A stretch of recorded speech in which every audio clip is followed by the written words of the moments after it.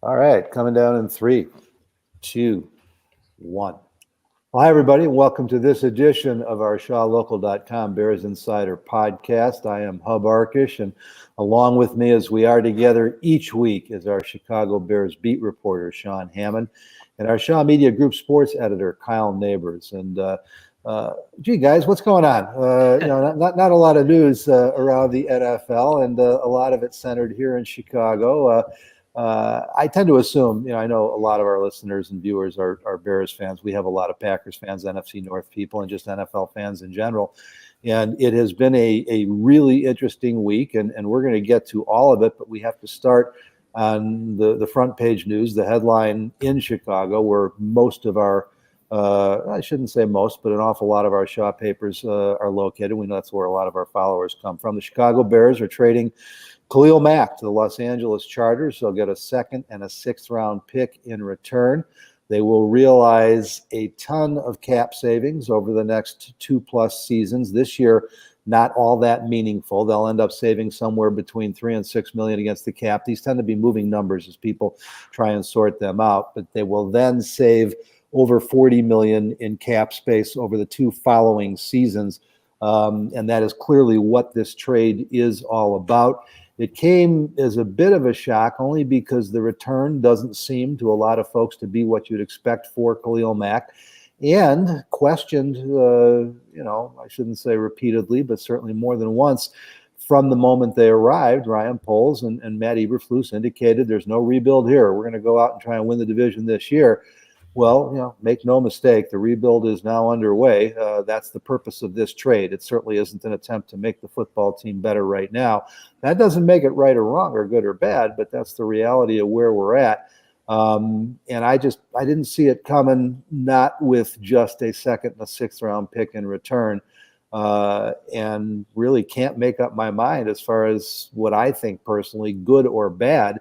Just a little surprised more than anything else, because it's an awfully dramatic move, and anxious to hear what you guys think, and obviously what the folks that are joining us think. So, Sean, what were you doing the moment you heard that the Bears were trading Khalil Mack? That is a great question. I have a funny answer. I was, if you guys listeners out there have been looking at ShawLocal.com, we're doing our free agency previews, and I was writing our edge rusher preview at that moment, and I had written something to the effect of, "Oh, the Bears have Khalil Mack and Robert Quinn. They're good." And that quickly changed and needed to be rewritten yesterday afternoon. So I did not see that coming. No, that was quite a surprise. I think this move is definitely, like you said, Hub, this is about 2023 and beyond. This is about creating some flexibility under the cap and giving them options for what they want to do ahead. It's not going to help the team win in 2022, unfortunately. If that was really the goal, you would keep Khalil Mack. But this is all about the future, and it's going to give the Bears some options and some different ways to build this team and create some playmakers around Justin Fields here in the future.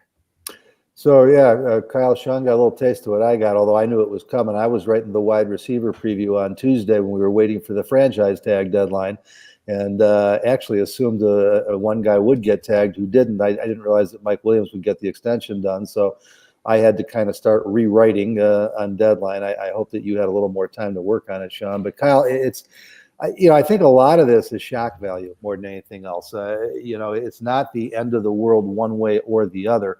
And we knew that there'd be changes with Ryan Poles and Matt Eberflus, but for the first significant move to trade your best player and not get a ton in return, I think is what's made this. It just kind of is mood altering, I guess, is the way I'd put it for a lot of fans. It definitely caught a lot of people off guard, including myself.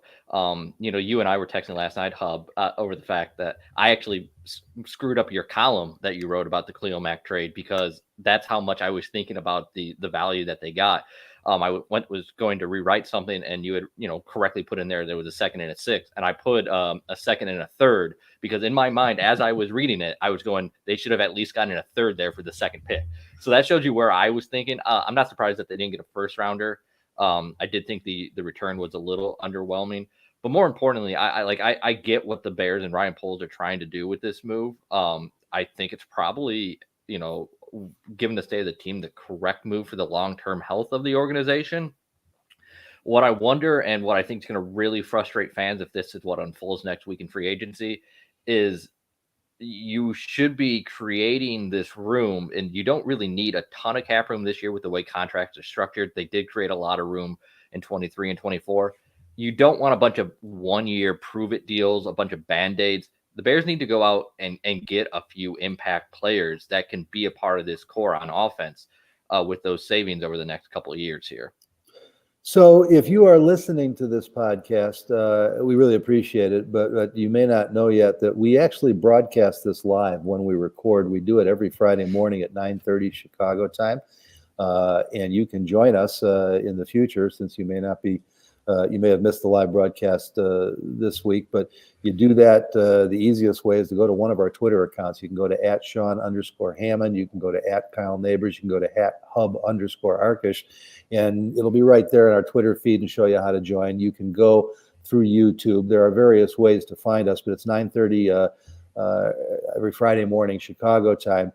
And if you're not, we hope that you've at least been to the App Store or on your iPhone or gone to iTunes or go to shawlocal.com to download a subscription to the podcast so that it gets delivered automatically to you each week. But one of the benefits of doing it the way we do via StreamYard is that if you are with us, and we have quite an audience this morning, as we might have expected, you can join the podcast. You can tell us what's on your mind, give us your thoughts. We get to your questions. Normally we like to chat for a little while and then get to you guys. But this morning, with all the news that's gone on, we're going to get to you first. And then a little later on, we'll talk about some of the quarterback movement around the league and what it means in the NFC North and the NFL.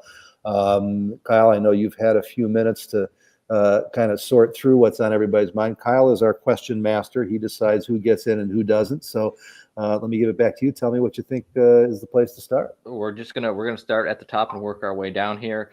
Dennis Lanahan was first one in here before we even jumped on the air, Hub. I'll let you go. So Dennis, when we say how much money do the Bears save, they actually there was nothing guaranteed left on the contract. Okay. So what you have to do is take care of whatever money you would spread over the cap. I mean, theoretically, they don't save anything. Khalil Mack's salary this year, next year, and the year after, in terms of cash flow I'm talking about, was not guaranteed, other than having to finish the dead cap money that was on the contract. He will have a dead cap hit of $24 million this season, which is the biggest dead cap hit ever for a non-quarterback. The reduction in the salary cap this year will be about $6 million. So you can say there's two ways to look at this. They save $6 million in cap space this year, but they're also being counted $24 million against their cap for a player that they don't have. As far as what was left on the contract that they would have paid had he stayed, since some of the bonus money had already been paid, it's about $60 million in cash, as near as I can tell. But it's more about the cap savings than the money that they will save. I don't think anybody, we've got to dispel it. I'm not saying that this is where Dennis is going, but this idea, guys, that the Bears are cheap and this could have anything to do with that, that's just not true. I mean, there may be frugality and they may not spend money the way that other teams do, but the Bears have been in the top third of cap spending ever since the cap was established back in '93, and even more so recently. So, maybe it's semantics, but Dennis, it's about cap savings. It's not actually about, cash savings, taking money out of the McCaskey's pocket. And Sean, it's a little complicated because these cap numbers are always moving targets. There were actually two articles at overthecap.com or Spotrac are the two places anybody can go. If you're watching, if you're listening, overthecap.com or Spotrac.com, they're both very good. I find Over the Cap to be a little more current. Spotrac is sometimes a little more detailed. Over the Cap is a little easier to use. So that's where I've gotten my numbers from. And there were actually two different stories posted yesterday that had two different sets of numbers, which is somewhere else where Kyle and I I'm out of town, folks. I had to take care of some things, and I had landed and gotten to my destination and not had my computer on or really checked my phone. And all of a sudden it rang, and it was Kyle, and he said, "Hate to do this to you, but," and he told me, he told me what had happened, and I immediately tracked it down. It was only a couple hours after the news broke. And immediately, it never failed, right? The second you leave, news is going to break. It just happens in our industry. Yeah, and it's the nature of our job, and you get two choices. People know you're going to be out of town, so you can say, "Sorry, I'm not available." But when you get a story like this, if you're a journalist of any kind, you want to be part of it. So, and I'm not really vacationing anyway. It just became a mobile thing. But the reason I mention it is to get back to, ended up quickly writing on Deadline. And there were actually two different pieces at overthecap.com by the same guy, Brad Spielberger, who's one of their lead capologists. But the numbers got spread differently depending on which one you read. So talking about the total cap savings is the way to go. The number that seems to be consistent is that they will save about 30.5 to 31 million against the cap from what they would have paid with Mack in 2023, and they will save another 15 million or so against the cap in 24 by moving him now. So if you take the 30 and the 15, you get to 45. You take the 6.1 that's being projected right now, you're talking about a roughly $50 million cap savings over the next 3 seasons. And Sean, to Kyle's point about creating space and being able, they're basically moving money around is what they're doing. They're not going to they may not spend a lot of that money this year actually, because now, guys, I'll be surprised if this is the only trade now. I'll be surprised if some of these other veterans, survive. I mean, for some reason, a couple of weeks ago, somebody was asking me about what about moving Cody Whitehair for cap savings. I was thinking, why would you do that? Beyond that, the way his contract is structured with the dead money, there isn't a lot of savings. So, but you look at Robert Quinn. I mean, there's money in the out years on that one. You look at Eddie Jackson. They're the veterans to keep an eye on. And the other big plus here is that they've got to get something done with Roquan Smith, and they'd like to get it done before the deadline in October or November, where they can still do a contract extension. And unless Roquan is not willing, I'd be very surprised if that didn't happen in the next 5-6 months. Yeah, this to me signals that anything is in play. You're trading your best player, your best defender, certainly, to create cap space in the future.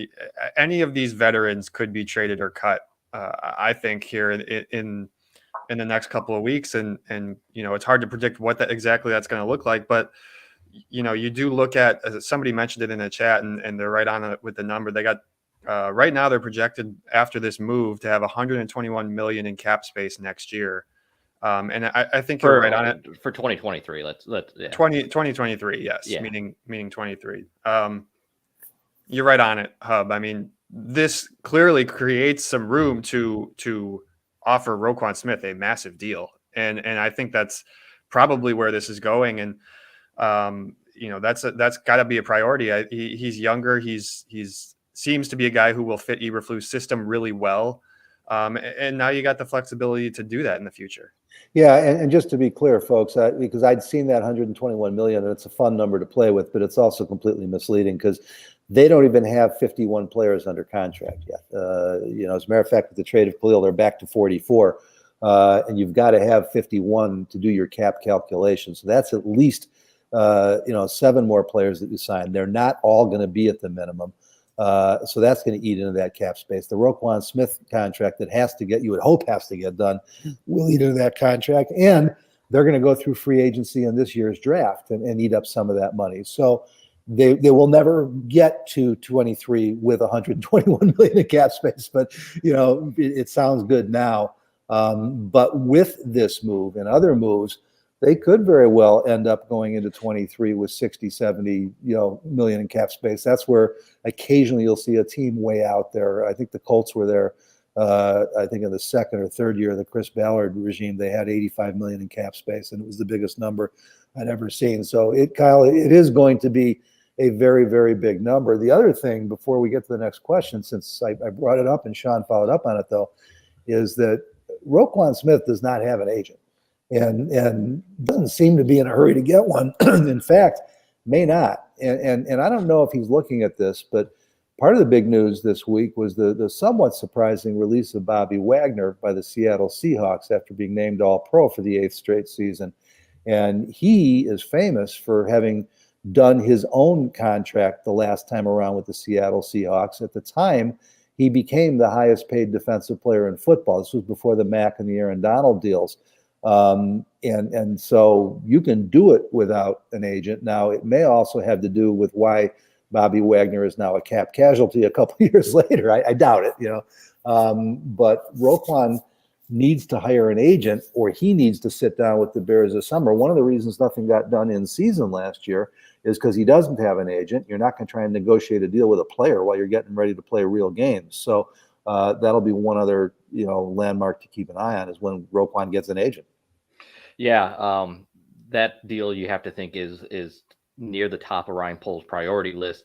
Quickly here, CJ Williams doing our job for us. Hit the like button, he says. Appreciate that, CJ. But yes, if you are in here, do us a favor, hit the like button, and also subscribe. It helps other people find this on YouTube and grows the channel, grows the show. We appreciate that. We're talking about potential cap room. Sean and I were talking about, before we jumped on, you can designate 2 players as post June 1st is the limit there. So people, wondering what kind of cap casualties could happen. We've talked about this a lot over the last few weeks about, the likelihood of Eddie Goldman and Danny Trevathan, not set in stone, but I think those are the 2 most likely named we see as cap casualties. Doing that would take the Bears, if they designated them post June 1st, it looks like that would push them from about $29 million after the Khalil Mack trade to about $41 million in cap space for this coming year. Outside of that, we had a question here. I'll throw it from Mark Kazik. With Matt gone, do you think they trade Robert Quinn next? Could they get a first-round pick for him? No and no. I don't think that they're going to move both of their key pass rushers, and considering that they only got a 2nd and a 6th for Khalil Mack, I don't believe that would lend them being able to get anything more for Robert Quinn. How about you guys? Yeah, well, just to go back 1 second, because I had been looking at this the last couple of weeks, I would be surprised if Eddie Goldman and Danny Trevathan are not post June 1 cap cuts, because the savings is about $11.5 million post June 1. I think it's only about $3 or $4 million if they do it before June 1. And again, who else are you going to cut and not even try and get some compensation for? I mean, theoretically, somebody might give you a late pick for Eddie Goldman. I don't think you're going to get anything for Danny Trevathan at this point. Not because I don't love Danny Trevathan, but because he's going to have a hard time passing physicals with a number of teams because of his knees. And Cody White, if you look, I was just messing around with the numbers. Like if you designated Cody Whitehair post June 1st, that's an $8 million saving. But then you're just creating another significant hole on your offensive line. So I don't see. I mean, to me, it's going to be Trevathan and Goldman. I would be surprised if it wasn't those 2. Yeah, the only thing that, if you're really cap crazy, it could be Whitehair and Goldman, which would give you about $16 million in cap savings as opposed to 11. But I don't think that's the goal right now. I think that, the focus is just on, creating leverage and creating room and figuring out what you're going to do with that cap space this year. I mean, yeah, there's some good wide receivers there. There's always good players at every position. But, we don't know what Ryan Poles has chose to address. I mean, as far as, Robert Quinn, I think one of the reasons that I don't know if they're comfortable doing this, but I think they want to get Travis Gibson on the field. Travis Gibson finished with 5.5 sacks last year. This is what he was drafted to be. I haven't seen anything to suggest that he's the next Khalil Mack or even Robert Quinn, but he does have a fairly decent upside. Mario Edwards Jr. is a really good pass rusher, and he now ends up in a different position in this 40 defense, the 40 front. So they think they've got some pieces with one of the NFC's leading sacker in Robert Quinn. But if you move Quinn, the idea is to create assets to build an offense around Justin Fields, guys. But one of the advantages that they had was if you have a top 5, top 10 defense, it takes pressure off of a young quarterback. It leaves room for mistakes. It forces him to generate less points. Now, they've already, with the trade of Mack, told you they're not going to be a top 5 or top 10 defense, but you still want to stay as competitive as you can. The other thing about Robert Quinn is that he's not quite the profile of Khalil Mack. We can't really say, that he's older. He's a year older, basically, but we don't know that he's actually been pretty healthy throughout his career, except for the one big knee injury. But if all that Khalil Mack is worth is a 2 and a 6, that the Rams got a 2 and a 3 for Von Miller, who was a couple years older in season this year. But that was in part because the Broncos also ate $9 million of his salary and cap space, which is always part of these deals. And the Rams were in cap trouble, so the Broncos really had to do it to make that deal work. My guess is that Robert Quinn, somebody might give you a 3, another team like the Chargers that thinks that they're a piece or two away from making a serious playoff run. But I'm not even sure you'd get a 3rd-round draft pick for Robert Quinn. Let's not forget, before the 18.5 sack season, he had a 2.5 sack season. So you'd probably be hard-pressed to get more than a 4 or even a 5 for him. And at some point, the stuff ceases to make sense. And also, he does not have the cap pain in the out years that Khalil Mack had. I mean, he's a big hit right now. With about $23 million in dead money left on his deal, but that's the worst of it. By next year, his cap issues aren't nearly as significant. So I don't know, Sean, maybe you see it differently, but I don't think it really, if you now deal Robert Quinn, this more starts to look like a baseball teardown, where you get rid of all your pros and you go with minor leaguers and you're building over 2, 3, 4 years. That's not the way it's usually done in the NFL. And I don't think that somebody better explain to Ryan Poles and Matt Eberflus, yes, you come with a honeymoon. And yes, the honeymoon probably just got extended a little bit by moving Khalil Mack. And it wouldn't be even surprising to me if that was even part of the rationale is let's give ourselves the time to build a new team here. But you start, house cleaning and dumping, then people start to call it tanking. And I don't think that would certainly not be consistent with what Ryan Poles told us he is.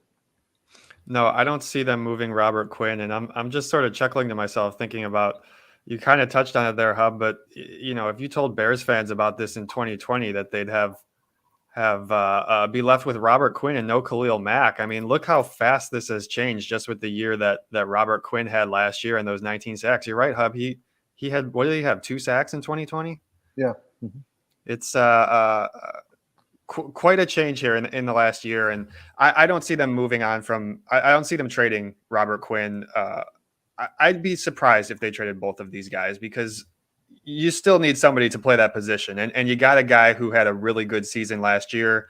And if you want to move on from him next year, it's really not that hard to do. His, like you were mentioning, Hub, his contract is set up that way that towards those last couple of years, it's a lot easier to get out of. Kyle, I guess the one thing that we do have to consider is that it is always important to trade high. They did not trade high on Khalil Mack because it was the first significant injury of his career.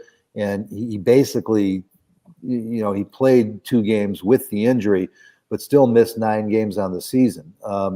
Or actually, I keep forgetting it's a 17-game season. He actually missed 10 games on the season. So you didn't trade high.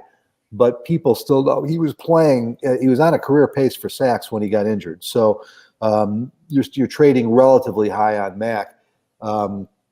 If you want to trade high on Quinn, now is the time to do it. I don't think there's going to be another 18 sack season, but it just doesn't feel like that's the strategy here. I also, when we talk about trade high, I mean, I think you already hit the nail on the head. I trade high from the standpoint of him having 18 sacks, but I think NFL teams see right past that. Like, I don't think you're getting more than a 3rd or a 4th round for Robert Quinn. And when you do that, your defense is in terrible shape. If you move from Quinn and Mack down, the Bears are not going to have this be a long-term rebuild. And I want to throw up really quickly, Gary Ross had said 2023 Poles should be able to sign a couple major free agents. The Bears can sign a couple major free agents this offseason. and they should sign a couple of major free agents this offseason. I mean, you got to remember, I mean, the way the NFL is structured, you have what you consider to be your franchise quarterback on his rookie deal. You're already through year 1 of 5 with him. The clock is ticking. If you use 2023 as a transition year, 2022 as the transition year, which all signs point to the plan, right? You still want to be able to ready to go in 2023, the third year of Justin Fields. If you get to year 4 and 5 of that, and you're not putting the correct pieces around him, like if you're freeing up this money, I mean, you should be going out and you should be looking for significant help at wide receiver and at the offensive tackle position, and giving Justin Fields the best chance to compete and to get to where he needs to be for the 2023 season. So, like I said, Band-Aids here to me just hurt the development of Justin Fields. Yeah, Kyle, I think you just nailed it, because clearly what is part of the strategy here is this is now Justin Fields' football team. And everybody knows the quarterback's the most important part. And if you can get a franchise quarterback, or at least a playoff winning quarterback, you can keep your GM and your head coach job for a long time. And listen, I like these guys. I'm not trying to be critical or saying they're only thinking about themselves or this or that, but that's their job, is to come in here and build the best football team they can. And what this feels like to me is I wasn't sure what they thought about offensive tackle, but Ryan Poles did say flat out at the combine that there's probably going to be some changes on the offensive line because we want to get lighter and quicker. I think was his exact quote. And you now have right now enough cap space to sign the best left tackle and the best wide receiver still available in free agency. And they don't know what they have in Justin Fields, Sean. He is still a great prospect, but when you look at his rookie season, he played poorly. There's no other way to spin that. I know that there's a Fields cult out there, and that's great. I hope that he's good enough that I can be a member someday, but I want him to be worthy of that before that happens. Who all they want to talk about is the athletic ability and the traits and the things he can do and a couple plays that he made. But at the end of this day, for a rookie quarterback starter, he had a historically bad season. And we think that was mostly because of the system he was in, the teaching he was getting, and what was around him. So you got to fix all those things and find out what you got. And I think where Kyle was going, or at least was partway, and where I'm now going too, is having done this, if they do not make big swings this year at those two positions, left tackle and wide receiver, they're not doing everything they can to put Fields in a position to find out how high his ceiling is. Yeah, it wouldn't surprise me at all if they went out and signed one of those top tackles available and bumped one of their rookies. I guess they would now be second-year guys inside to guard, or just reshuffled some things on the offensive line. Because another thing Ryan Poles said was they're going to play the best 5 guys, and I think if you're looking at it from that lens, then it stands to reason that they would sign, go out and sign the best guy you can and figure out the positions later. And it wouldn't surprise me if they do that. See, Kyle, the other thing that we've got to make part of the equation is that James Daniels is a free agent, and he was their best offensive lineman last year. He still has the highest ceiling, and he isn't going to be cheap. He's not going to get a mega deal, but he isn't going to be cheap. And by re-signing him, to secure the interior of your offensive line, you've then eaten up some of that cap space. Now you might re-sign him as a center if you're looking to upgrade over Sam Mustipher, because I still think center's a better position for him than guard. But my point would be, the other thing you can now do, Larry Borom, to me, was one of the more impressive young players on the team last year, in part because I didn't realize he could play left tackle and assumed he was going to be a big mauling right tackle before he changed his body type. But a lot of the draft experts felt, and a lot of NFL analysts felt, that his best position was going to be guard, and that maybe that was where he was built to play in the NFL. So now you've created the additional cap space. If you don't re-sign James Daniels, you slide Borom into that right guard spot. You then put Tevin Jenkins at right tackle, where I do firmly believe he belongs, and you can take a swing at Teron Armstead. Now, the thing about Armstead is that, and this kind of surprised me a little bit, I knew he'd had some injury issues, but in 8 seasons, he's played more than 10 games just twice. A little misleading because I think he had a 15 and a 14, but the point is, He's also had 6 seasons where he's literally played 10 or less games, and you're going to have to give him a $50-60 million deal to get him. But when he's on the field, he is one of the 3 or 4 best left tackles in football. And there's a couple other tackles out there, but they're not elite in that way. And so if they do that, and then they'll still have space left to make a run at, I don't know that everybody keeps talking about Amari Cooper like he's available. He's not. We keep hearing that the Cowboys are going to release him. I don't know why the Cowboys wouldn't trade him instead of releasing him. But if he does end up on the market, you then have to make a decision between Amari Cooper. Allen Robinson is the best free agent wide receiver available right now. Now, I don't know, how they feel about that. Asked specifically if it was off the table, Ryan Poles said no, I'm not there yet when we talked to him in the combine. But if you could sign Teron Armstead and then add an Amari Cooper or an Allen Robinson, after that, it gets a little iffier. I don't see Juju Smith-Schuster as a number 1, although I'd love to have him. You take a chance. I mean, go to shawlocal.com. We've got most of our positional reviews up. I did the wide receiver review. It is one of the deepest positions, but it did get dinged pretty heavy at the top when both Chris Godwin and Devontae Adams got tagged and Mike Williams did the extension. They were 3 of the top 5 prospects, and so it's not quite as deep as it was. But I would expect that those are 2 big moves you make this year. You don't wait for all that cap space in 23. Yeah, agreed. Sorry, Sean, go ahead. Oh, I was just gonna say, and they don't have to, the way that they can structure these contracts however they want. So you look at it and they have 29 million in cap space for 22, but you can structure it differently. You can give a guy 5 million this year and 15 next year. What you can do what you need to do to make use of that future cap space. Yeah, really quickly, let's see here. Trying to see. CJ had asked, so Kyle, would you prefer if the long-term investments are made on the offense side of the ball and take more flyers on defense? For this year, yes. That's kind of what we're talking about here. I don't, earlier I popped up the question there from Hairless Yoda asking about Teron Armstead. I think that would be a good move. I don't know if they need, I would, a signing of Amari Cooper would be nice. I really like Amari Cooper. I don't know if that's necessary. If you had a combination of like Juju Smith-Schuster and Will Fuller, something like that, I would really like for the Bears long term. Obviously there's some risk with Will Fuller's injury history. But going back quickly to kind of frame this, and this is what, we've had the question about Robert Quinn and other ways for the Bears to save money. And I just kind of get like the general sense, that people view this as like some long-term tear it down and rebuild. But the thing with that is you already have the young quarterback in place. And if you really believe in him, that he has that upside, right? We see that in the NFL every year with young quarterback. If he is what you expect and should progress in 2022, you're not going to be bad enough to have a top pick anyway. You're not going to be picking top 5, top 6. You're probably going to be picking 10 or 12. And guess what? If you are picking top 5 or top 6, that probably means Justin Fields had a bad second year and the alarm bells are going off at that point.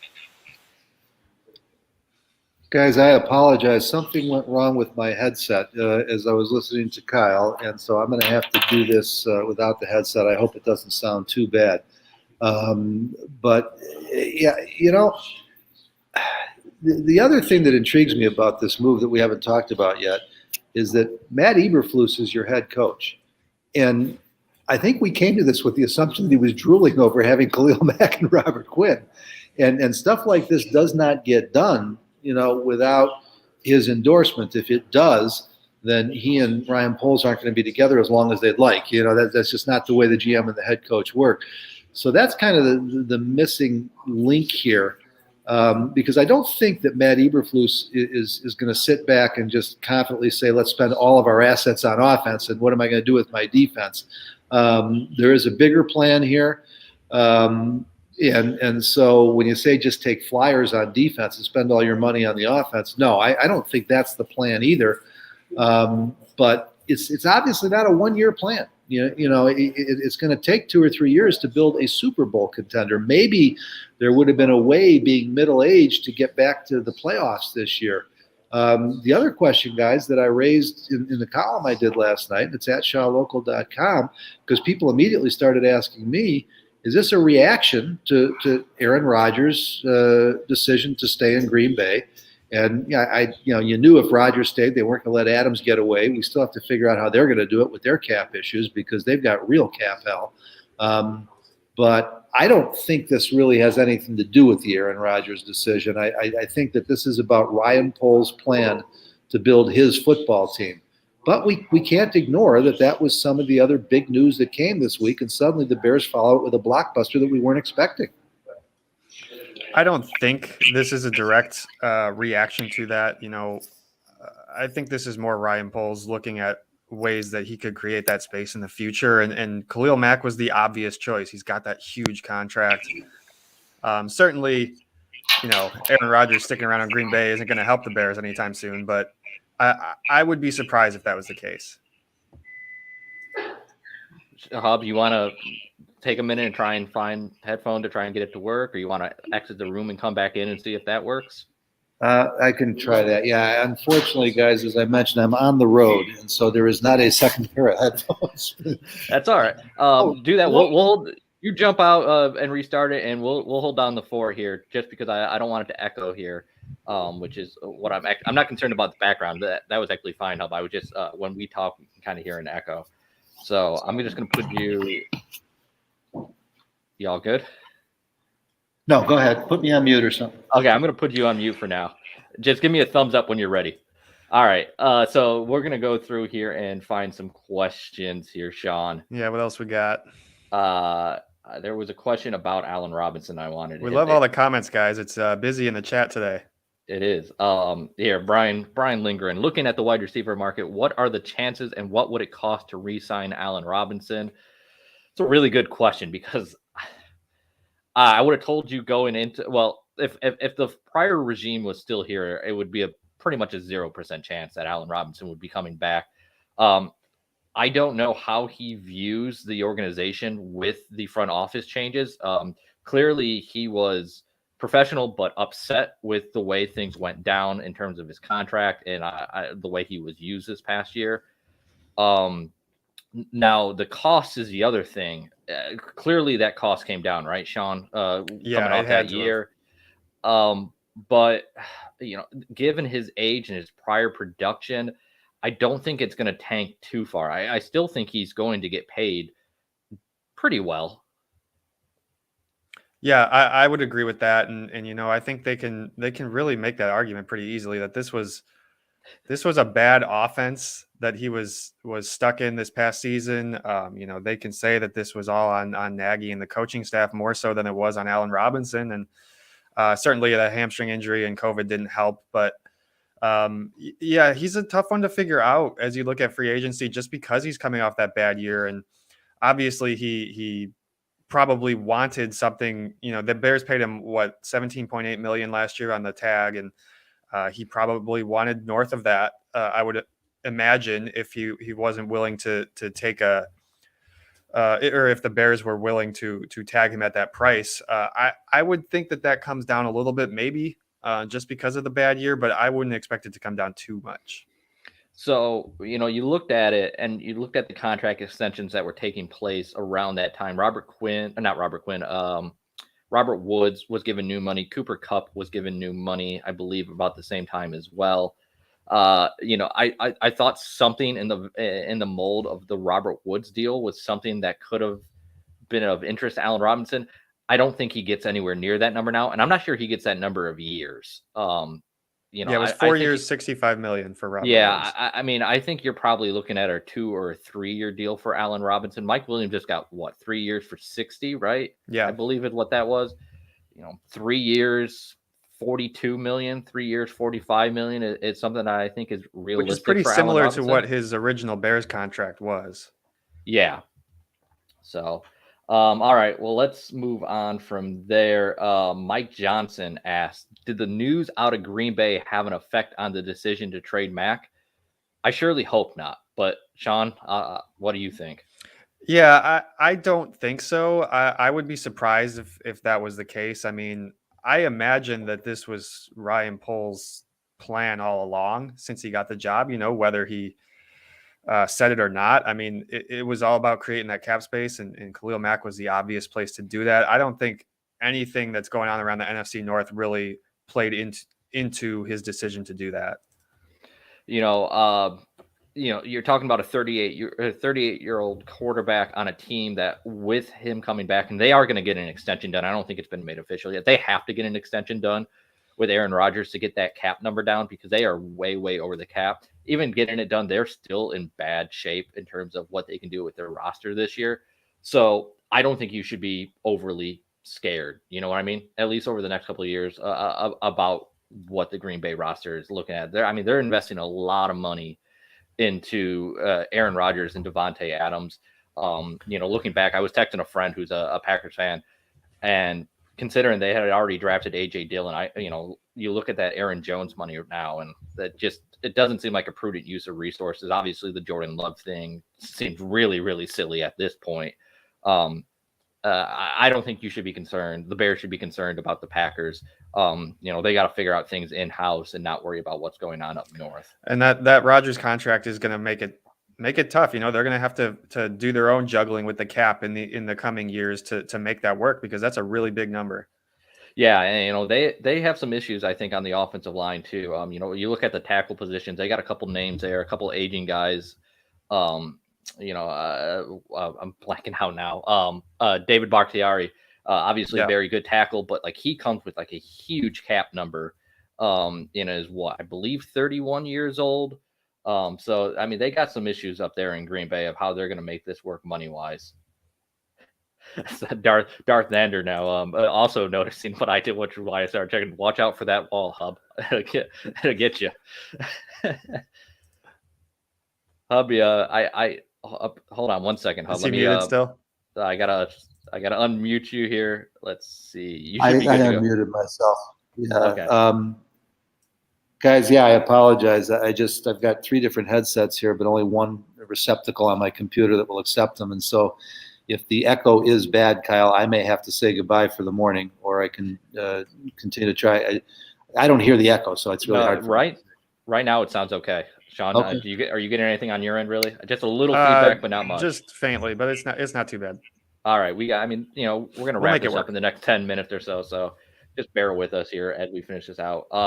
We were talking about, let's go back quickly, Hub, about the Allen Robinson. I don't know if you heard that, but what would you think would be a fair deal for Allen Robinson at this point? I would think coming off the season he just had, that any team, whether it's the Bears or somebody else, would prefer to do a 1-year prove-it deal. Maybe they would do 2 years. If he's still looking for the 4 or 5 year mega deal with the 45 to 55 million guaranteed, it's just not going to happen. What makes this tricky is that I am convinced that it was either his agent or his own misreading of the market that got him in this place in the first place, because the Bears' final offer last year, when they stopped negotiating and had to use the franchise tag, was pretty fair based on where the market settled, and they were prepared to guarantee him about 40 million to 42 million, and an average of about 17 or 18 million a year, which would have put him a tier outside the top guys. And I understood, his thinking, but you got to remember, you were in the whole COVID situation and not knowing cap certainty is what was going to happen with the cap. And they made a mistake not taking that deal. So, you don't know what certain teams' needs are and what they're willing to do. We always get a few surprises. There's always a few contracts in free agency where you turn around and you say, they gave him what? So I suppose there's a chance that somebody out there would still offer him the mega deal. But my best guess is that Allen Robinson's going to end up playing for $11 or $12 million this year somewhere. And if he can get extra years and would take extra years at that rate, that part I just don't know. All right, let's see here. We had a question from Robert Peterson. We kind of hit on this earlier, but to wrap it up and also to plug some current content on the website, with Mack gone, what realistic options are available for a pass rusher that will complement Quinn? You mentioned Travis Gibson, right? Yeah, I mean, it clearly starts with Trevis Gibson. He's a guy that Ryan Pace traded up around to get. He has shown flashes the last couple of years. This is his natural position. He actually at Tulsa played on the front, 40 front, some defensive tackle, and then moved out to defensive end. But this will be much more natural to him than the outside rushbacker position they've been trying to teach him in the 3-4. And so he and Robert Quinn are your starters. They've got Sam Kamara, who's this interesting player. He's an undersized defensive tackle that they play at the outside rush linebacker, who certainly now can line up at defensive end. And then you got Mario Edwards Jr., who's been lining up inside, but at 6'2", 287, he's built more like an outside rusher. So they've got pieces they can move around. And also, guys, everybody keeps talking about the wide receivers in this draft. The other position that maybe is deeper is edge rusher. There's going to be some guys out there that they like. So they now have 2 second-round picks and a third. And I don't, especially, depending on what they address in free agency, assuming that they get a left tackle, or assuming that they like Tevin Jenkins and Larry Borum as their bookends of the future, that's not something they have to do. So, I would think that those 2 2s and a 3 could be a wideout, an edge rusher, and a cornerback. That's kind of I'll throw it up here. Gary Ross, just now that we have 2 second-round pick, what position do the Bears target? So, yeah, I think you're hitting the nail on the head there. And the other thing I was going to say is we did drop the edge rusher piece from Sean this morning. There are some interesting names in free agency, but I mean, those are guys you're going to have to pay for. You're looking at Hassan Reddick, Chandler Jones, and at that point, you're eating up enough space that when you're trying to improve the offense. I think they're probably gonna, they will probably add another guy in free agency, but it's going to be later. It's going to be a bargain bin type guy, I would assume. When it comes to edge rusher, and they'll try and supplement it in the draft, Sean. Yeah, edge rushers don't come cheap in free agency, and especially those guys at the top. And you were talking earlier, Kyle, about taking a bargain guy, a 1-year guy. What about a guy like Justin Houston, who has experience in Matt Eberflus' system and did really well in Indianapolis when he was there? I think he played in I think he was only $2 or $3 million last year. That could be a guy you sign on a 1-year deal and then maybe readdress the position next year. He's someone quickly, Hub, and I'll see what you think of this. Justin Houston's one of those guys that maybe it's kind of a 1 or 2 year type thing, but you have a couple void years on it to where you're able to spread out that hit and see what you get to where it wouldn't hurt your cap nearly as much this year. Yeah, I mean, Justin Houston isn't going to be very expensive. He had a couple decent years, or at least one decent year under Eberflus, and then ended up, getting moved last year and with the Ravens. So I think that, of course, again, that's Chris Ballard's team, not Matt Eberflus's team. But they may have felt that even, at this stage of his career that he wasn't giving them enough. But there's plenty of veterans out there you can add. I don't think they're going to go that route. Robert Quinn is your veteran edge rusher and the best in the NFC last year. So I'd look for them to draft an edge rusher, possibly with, one of those day 2 picks and work with what they've got.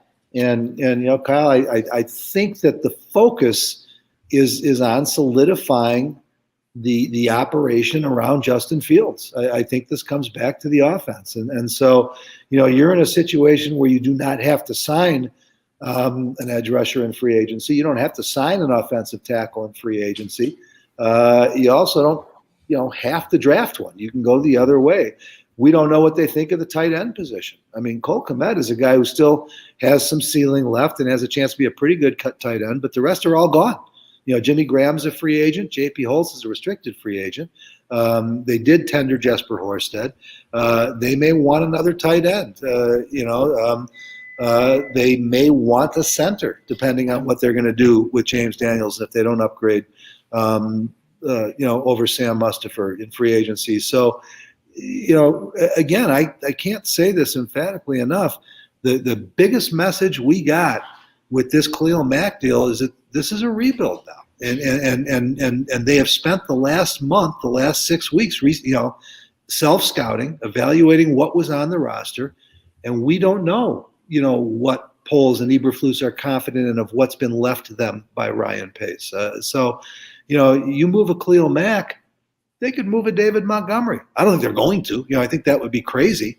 But everything's open now until we get to. We don't know what their style is. I guess is what I'm trying to say. Until they've built a roster or two, I don't know what to expect a Ryan Poles, Matt Eberflus combination to do. Yeah, I mean, I think that's a real good point because we were operating under the assumption based on what we had been told by them of that they plan to compete in 2022. Now with the Khalil Mack trade, I mean, that certainly is up in the air, and that makes you have to reevaluate what the priorities are. I mean, it's really easy to look on paper and be like, yeah, they need help at offensive tackle, wide receiver, cornerback, safety, but we have no idea now how they actually plan to address that and how quickly they feel the need to address it. Like I said, I'd like them to address it pretty quickly, but we don't know how conservative or how aggressive they're going to be. Sean, I think the other thing to keep in mind is that the Khalil Mack move is clearly about cap space. And if that is a focus, if I was Eddie Jackson, I wouldn't be buying any new real estate in Chicago right now. Because to me, if it's more about the cap, he could be the most likely next guy to go. And now your second, third, and fourth safeties are already free agents. You don't have a starting safety next to him with Tayshaun Gibson, Deion Bush, and DeAndre Houston-Carson all gone. So here's another position that has to be addressed both ways. And so it's kind of fun. It's kind of interesting when there are so many options, but how Poles rates them in terms of necessity and what he's going to do first. We're just throwing stuff at the wall now. Yeah, Eddie Jackson, that's an interesting point, Hub, because he's another guy who's got a similar, not quite as huge a contract as Khalil Mack, but similar in the fact that, if they cut him this year or trade him or whatever, you're going to save a little bit against the cap, but you're going to save a lot in the next couple of years. And if that's the goal, why wouldn't that be a possibility? Have a question from Twin 129 or Twin 129. With the Mac trade, is it likely Cohen gets cut? Sean and I actually were discussing this before we jumped on Hub. If they cut him now, it's only about $2.1 million in saving. If they cut him post June 1st, it's about $4 million in saving. But as we said earlier, you can only designate two guys as post June 1st, and they're better. If it's Trevathan and Goldman, that takes you out right there. The only reason I see them cutting Cohen, Hub, would be if he just medically is not going to be able to play. Yeah, I mean, at this point, and again, he's a guy we talked to Poles about, and he said that they don't have enough information yet, but you also have to remember that Jakeem Grant is a free agent. And so now you have no return game. And it's another position you have to address. Both of them, Cohen a running back / returner, Grant a wide receiver / returner, but both have made contributions to the offense in addition to the return game. And so, if you re-sign Jakeem Grant, which I probably would with the uncertainty about Tariq Cohen's knee, then you probably do move on from Tariq Cohen. But the flip side of it is maybe you don't re-sign Grant because you are confident that Cohen can come back. So I don't think he made himself through no desire of his own. It was the injury, but he became kind of a non-factor last year once he couldn't come back and play at all. And I can't imagine he's a guy that they're planning on, but he may still be a guy they'd like to have. This is one we just don't know. Yeah, I think what you just said there, Hub, is exactly what I was thinking. I don't think they can rely on him coming back. I think they need to address that returner position, whether they're confident that he's going to be back or not, because you just don't know what you're going to get in him. The other thing quickly, Kyle, though, about Cohen is that you don't have to get the maximum cap cut. At least with Cohen, you get a cap cut if you release him pre-June 1. With Khalil Mack, you were going to cost more against the cap. You were going to accelerate some of that cap money. Yeah. And so that's why they had to do it. Brock Pease, what would a OJ Howard cost? I loved him coming out of Bama. Thought he was going to be a special tight end. He hasn't become one. And he still is intriguing. He's had flashes. He's had moments. He'll get paid because of his ceiling. But you're talking, when Trey Burton came, it was $18 million over 3 years. I think Howard probably could get in the 20s, but I don't think it would be a big, cap busting type thing. I would think that if, based on his performance to date, if it was, maybe 3 years at 25, 26 million, you might have to guarantee 12 or 13 million, something like that, maybe. I think his pedigree probably helps him. I mean, he did not do much down there in Tampa the last few years with Tom Brady. Obviously, Gronk came in, and that changed the dynamic. But they held on to Cameron Brate for a reason. OJ Howard wasn't on the field much. The upside, I think teams will be interested in. This actually made me think of was he the same draft class as Njoku? I think he was. I think it was him and Joku, and I think Evan Ingram was in that class too. Yeah, that's why they're all coming up free agents now. Yeah, they were. Yeah, and Njoku. I was surprised to see him get tagged. How about you? Yeah, that caught me off guard. He was okay. I think his second year he had about 680 yards, and then he went backwards the last couple of years. Not terribly. But what's interesting is that you talk about these guys. Cole Kmet in his second season already produced similar numbers to what those three have produced over their first 4 or 5 years in the league, and so. They're still interesting players, but they've run that rookie contract and they haven't found those ceilings that everybody thought they had. Yeah, Sean, you did our tight end breakdown, our free agency primer, and you had Evan Ingram in there as a potential fit for the Bears. Hub, Evan Ingram, I believe, Sean, you had it as Evan Ingram lined up in the slot 53% of the time last year. Yeah, Hub, do you see Evan Ingram as a potential fit more than maybe OJ Howard? He is. He's a better fit because he's a pure move receiver. He's a pure U. Howard and Joku are both loved for their size, speed, athletics, the triangle numbers, their ability to do anything. And they can play the Y and play in line and are expected to block. Ingram, I think the moment he was drafted, the Giants knew he was going to be a more of a Jimmy Graham type who might never be asked to block, who would spend a lot of time in the slot. He's a seam splitter. He's an excellent receiver. He had some big moments as a rookie. And he is a really nice complement to Cole Kmet, who clearly is your Y. And he's not going to be outrageously expensive. So of the three that we're talking about, I would think Ingram would be the best fit. Now, he's another one that struggled to stay on the field, though, and that's the concern you always get into when you spend a lot of money in free agency on these guys. I mean, if it was not for Teron Armstead's injury history, he'd have a chance to be the highest paid offensive lineman in history. And with the Saints, cap problems, they can't really re-sign him.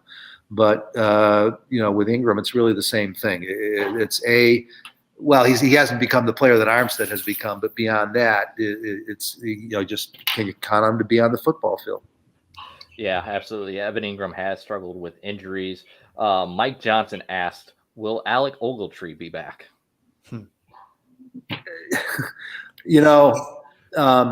He can play either 3-4 or 4-3. He's a fit everywhere. You've got one starting linebacker right now in Roquan Smith. Christian Jones is also a free agent. Jeremiah Adeochu is on the roster, but he is really a pure 3-4 outside rush backer. They may be thinking about trying to line him up as a defensive end in the 40 front. That could be part of the answer to the Mack move too. But they've got to add some linebackers. They need 2 starting linebackers to go with Roquan Smith, regardless of whether Roquan ends up at the Will or the Mike. And Ogletree, he played well, and he is versatile. He can go, but again, there are some interesting guys. We don't know how big they're going to go in free agency. I mean, Anthony Walker Jr. is unknown from Cleveland, but he's going to get a nice payday from somebody. Anthony Barr is 30 years old, but he can play anywhere in a linebacker setting, and he's still a pretty good football player. You mentioned Hassan Reddick as a linebacker. You think of him more as a 3-4 linebacker. I think Rashaan Evans is out there. There's some good linebackers in free agency who are younger and similar to, if not better than Ogletree. So it continues to be a question. Now, this is interesting because we don't know if they have Roquan penciled in at the Mike or the Will. The Will linebacker in Matt Eberflus's defense is the guy who becomes your best athlete, your defensive playmaker, and that's been Darius Leonard. But Darius Leonard is quite a bit bigger than Roquan Smith, and you'll see they call it the weak side linebacker, but they're not necessarily smaller, And I don't know that Roquan is the ideal size out there, but he's also not the ideal size to play the Mike in a 4-3 because now he's the only guy on the inside. But it really depends on where they're going to put him before we start talking about what other linebackers they might bring in, Sean. Yeah, it's all going to depend on the positions there. I mean, I could see them bringing back Alec Ogletree, but that's certainly not going to be your long-term answer. And he'd be a good guy to have for a year, a good backup, a good spot guy. But there's going to be a lot of, the linebacker spot's going to be really interesting because of what you said, Hub. We don't know where they see Roquan Smith, and they won't tell us at this point. We may not know for a while.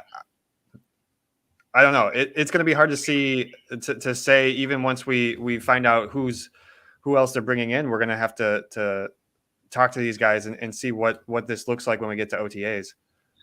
Kyle, I know that the Khalil Mack and the Bears are all the news, but we're at an hour. We're going to have to say goodbye soon, and we can't let the week go without acknowledging some of the other really dramatic stuff around the league. I mean, there's nothing stunning about the Rodgers decision. He wasn't retiring. He didn't have quite the leverage over the Packers that people perceived, and the Packers really had no choice because unless they wanted to start looking at a rebuild of their own, and I'm not writing off Jordan Love, but let's face it, if they lose Rodgers with their cap hell, they're going to have to start making some moves anyway. So they've gone all in to try and win one more Super Bowl, if not this year, in the next 2 years. I can't see, Rodgers being in his prime much past that, and then the rest of the roster starts to look interesting.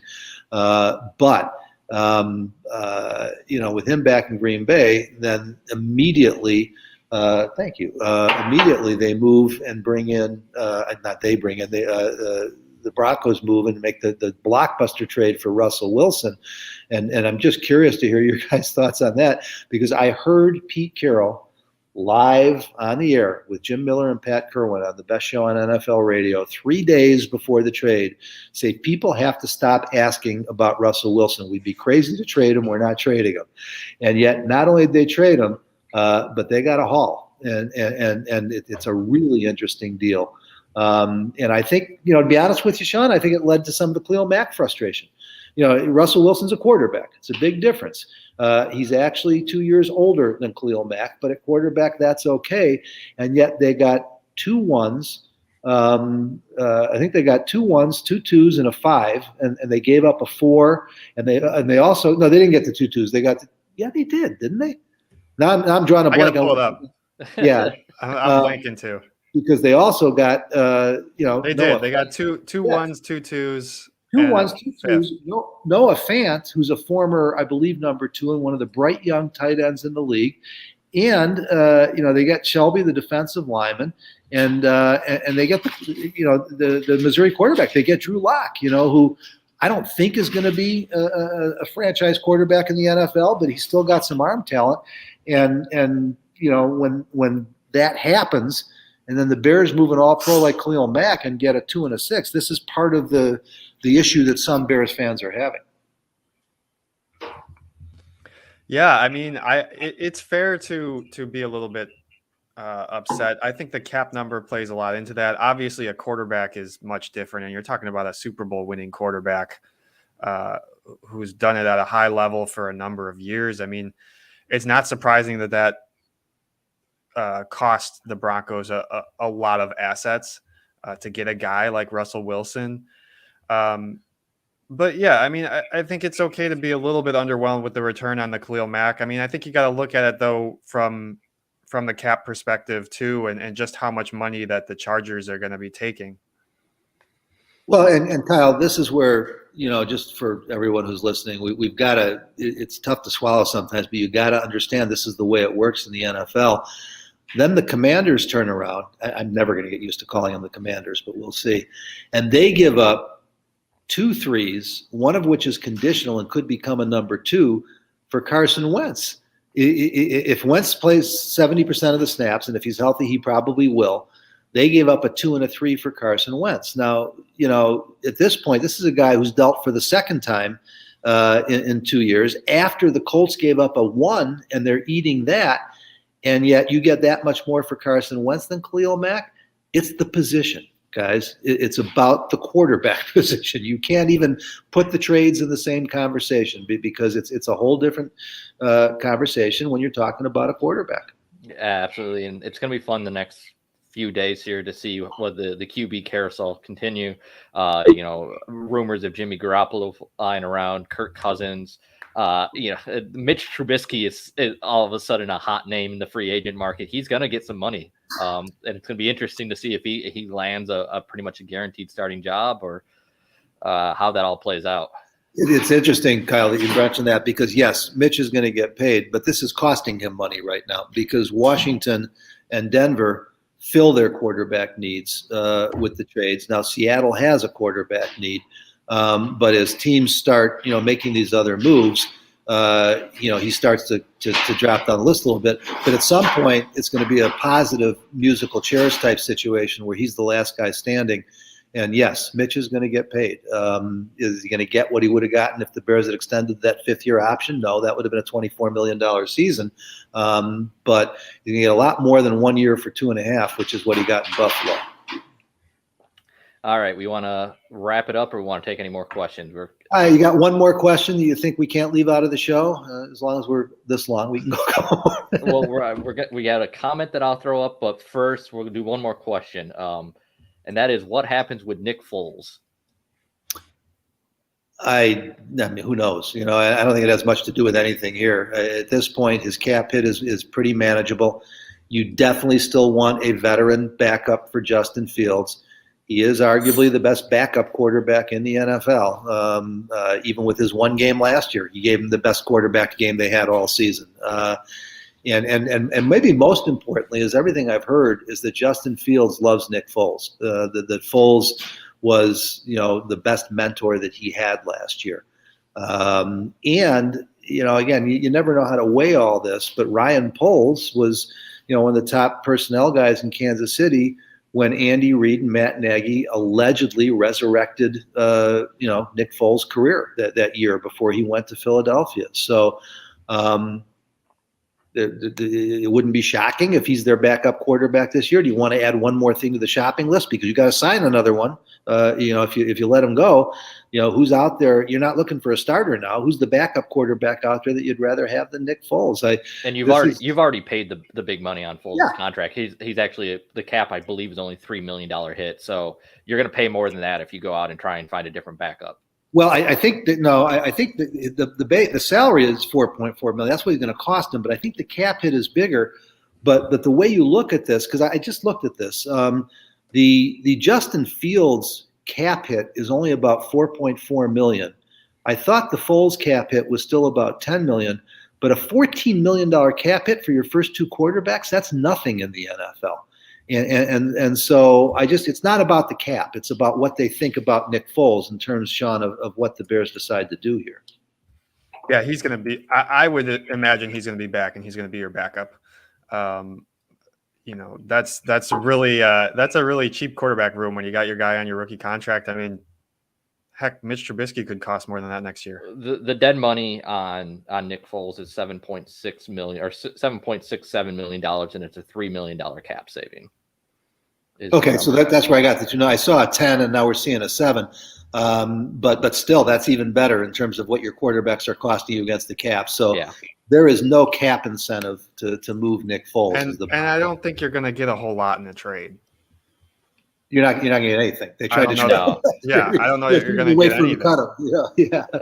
And before we, Hub, I throw it to you to wrap it up. I want to throw this up here from Brock Peace. It said, "Happy Les Day, everyone," referring to Les Grobstein. And really quickly, I just wanted to say it made me think of this.